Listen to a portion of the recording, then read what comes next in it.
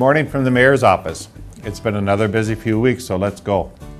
Early last week, several members of the FM Diversion Authority Board traveled to St. Paul to attend the legal proceedings to be heard by U.S. District Court Judge John Thunheim. The motions involved the U.S. Army Corps of Engineers, the Minnesota Department of Natural Resources, and the Richland-Wilkin Joint Powers Association. The Minnesota DNR and the JP are attempting to halt the ongoing project construction through a request for a preliminary project injunction, while the Corps of Engineers is requesting that all claims be dismissed against them. The court is expected to take the action on the motion sometime in the near future. I feel that each party has articulated their positions well during these proceedings. As we've seen in the past, Congress and the President have made it clear that the continued construction of the FM Area Diversion Project is a national priority. As my friend from Moorhead, Mayor Delray Williams, has stated, the diversion project is important to both Minnesota and North Dakota. The threat of flooding cannot be fixed with legal action. Throughout the past several weeks, we have been meeting with each of our department heads to create a preliminary draft of the City of Fargo's 2018 budget, which will be presented to the full City Commission for review and comment. Throughout this process, I have been committed to providing the high quality of services that our residents have come to expect, while also continuing our commitment to be fiscally conservative with your money.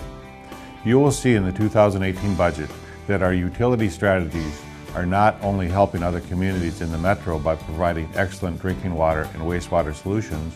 In addition, our expanded utility service partnerships helping Fargo residents in a substantial way by providing for increased and reliable revenue streams.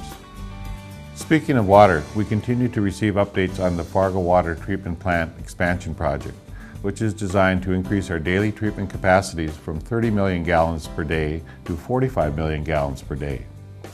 It also will allow for the addition of membrane treatment technology to purify Fargo's water. I just drove past this project the other day, and the progress is amazing. A recent topic of conversation has been the potential for allowing fireworks within the Fargo city limits. Commissioner Tony Garrick has asked the City Commission to consider this possibility, and at our last meeting, we heard the thoughts of our police and fire chiefs. Commissioner Garrick will be organizing public meetings on this topic in the near future. I would encourage you to contact myself and the commissioners with your thoughts. We are already hearing many comments from the citizens on this topic, and I expect that there will be many more. Horse racing has returned again to Fargo as the 2017 season was kicked off with races being held at the North Dakota Horse Park last weekend. You can catch the next set of races beginning on Friday, July 28th and continuing through July 30th. Last year, the Horse Park saw record attendance numbers. Let's put a smile on the face of General Manager Mike Schmitz by getting more people to the races during the 2017 season. We had great news from the fire department during the last few weeks as Chief Steve Dirksen was just appointed by the International Association of Fire Chiefs as a representative to the Commission for Fire Accreditation International. The 11-member commission represents a cross-section of the fire service industry and meets biennially to review all the agencies applying for accredited status. Also, Fire Inspector and Investigator Don Stolenwerk achieved the status of Certified Fire Marshal through the International Code Council. Don is the second member of the department to achieve the certification and only the third person in the state of North Dakota to be certified at this level. The Fargo firefighters, IAFF Local 642, were out in force at our local Hornbacher's grocery stores raising money for the Muscular Dystrophy Association through the Fill the Boot campaign. The MDA and the firefighters have had a long-standing relationship, and this year firefighters in the Fargo area raised $21,375 for the MDA. Our community and workplaces continue to become more diverse, not only culturally, but in many different demographics.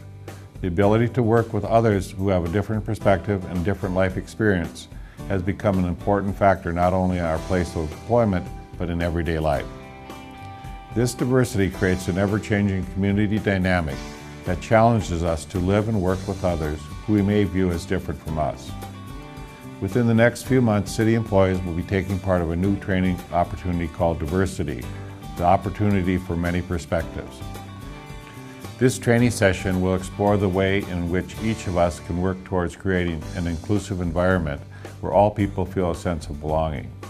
I think it's very important, and I will be sharing more details on this in the upcoming Mayor's Messages. And finally, I am proud to announce that another Take Back Tuesday event is going to be held on Tuesday, July 25th from 1 to 5 p.m. at Fargo Cass Public Health, 1240 25th Street South. This event, organized by the Mayor's Blue Ribbon Commission on Addiction and coordinated by the Fargo Cass Public Health, the Fargo Police Department, and Cass County Sheriff's Office, will allow area residents to dispose of unused and unwanted over-the-counter and prescription medication, thereby helping to protect the environment and keeping these drugs off the street. The first Take Back event took place on June 27th in Fargo and generated 210 pounds of medications from 133 participants. 2 additional Take Back events will take place throughout Cass County during the coming months.